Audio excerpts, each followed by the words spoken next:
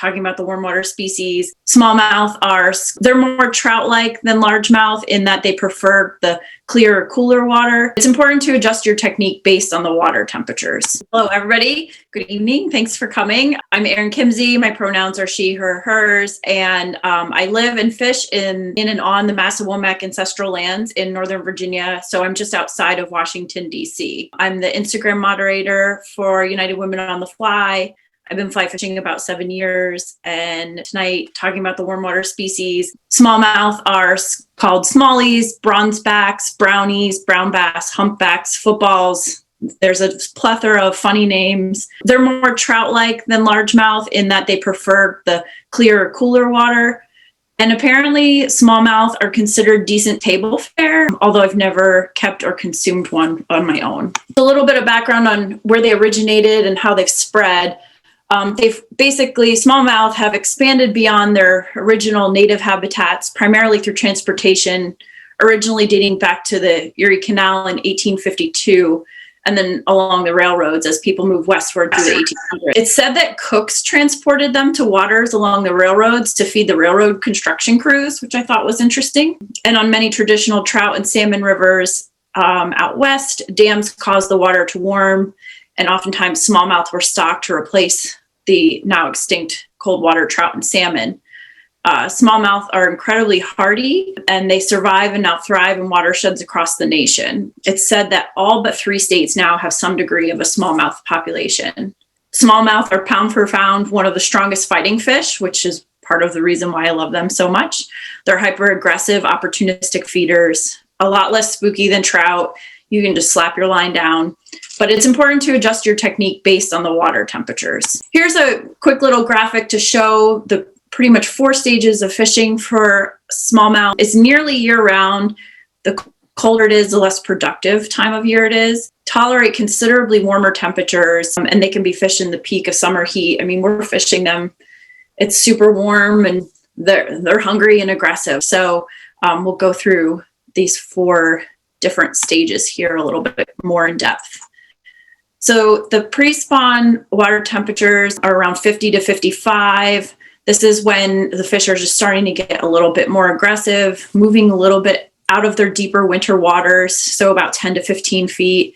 Their feeding starts to pick up a little bit. This is when you would be using more sink tip or intermediate lines, which Tabitha is going to get more into lines and stuff later. And this is where you'll use more of the subsurface flies and the streamers. And as the water starts to warm, the fish become more aggressive, and they start moving up in the water column. So next is the spring, is the spawning part of the year. The water temperatures are 55 to 66-ish. And what's interesting is that bass will spawn in stages. So while some are spawning, others can still remain in pre-spawn.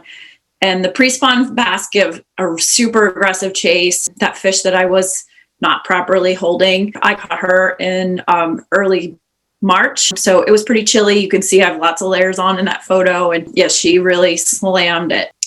While those pre-spawn fish are aggressively eating, the spawning bass will remain on their beds, but they're looking for larger flat areas that are more protected. So in that 0 to 10 foot range of water. And then post-spawn is late summer, is after they're finished spawning, it's that water temperatures are like 70 to 75. They're a little bit lazy, a little bit less aggressive. They're warming in the sun. So they're again in that 0 to 10 foot range of water.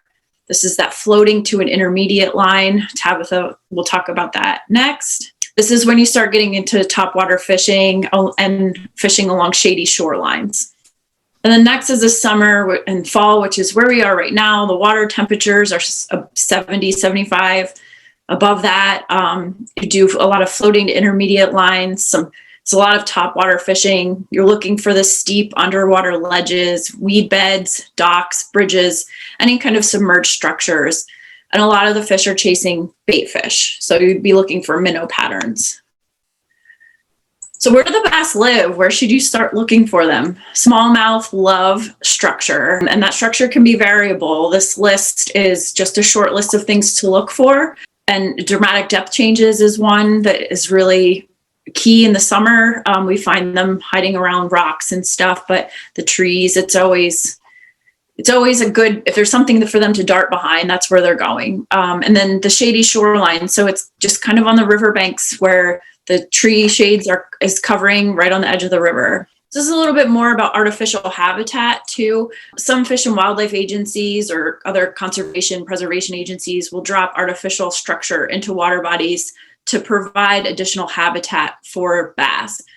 This can include a wide variety of natural and artificial materials, which include anything from like discarded Christmas trees, logs, log structures, pallets, and a variety of plastic and recycled materials. So you can see a couple different examples of different things that people have used for structure. And I mean, people will use anything. So it's a really interesting way to provide some more cover for bass. When choosing a fly, these are the things that you should consider. Shiny, sparkly for attraction, brightly colored for stained and murky waters, flies with movement, rubber legs, articulation, the noise that it'll make when it hits the water, any rattle, any kind of way that it will move through the water. And then how does the fly move through the water? Does it swim side to side? Does it bob up and down along the surface? Does it slide through the water or push through the water? These are all things to consider.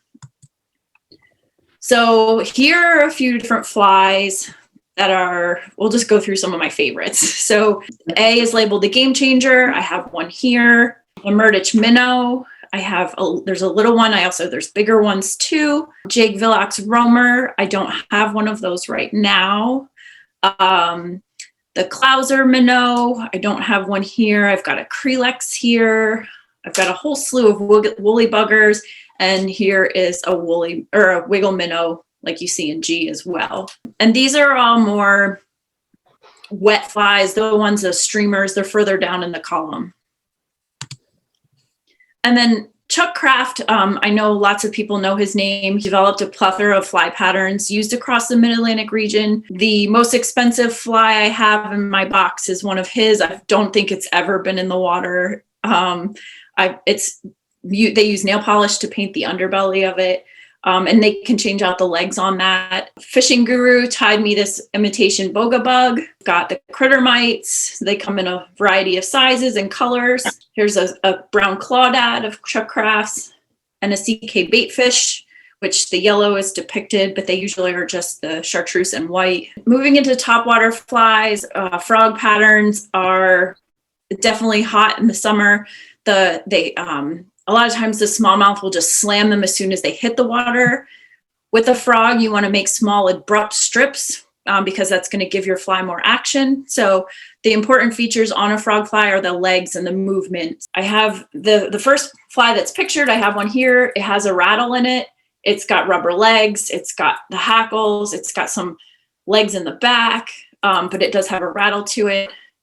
And that second fly is the Umpqua frog fly with the weed guard. And these are its legs here in the back, but also it's got rubber legs on it too. You'll be using these in the grassy areas. So the weed guards are kind of important when using frog flies. For the terrestrials, dragonflies and damselflies are really, really abundant in the summer. So here's a couple that I have in my fly box, just from a very small profile to a bigger bluish green. And then poppers. These are pretty much my favorite. They're not an imitation of real food, but they create this irresistible disturbance and movement between the rubber legs and the trailing hackle that looks like an injured animal or land or water animal. There's a bunch of different ones. So the flat-faced flies I've got pictured at the top is also like this one here.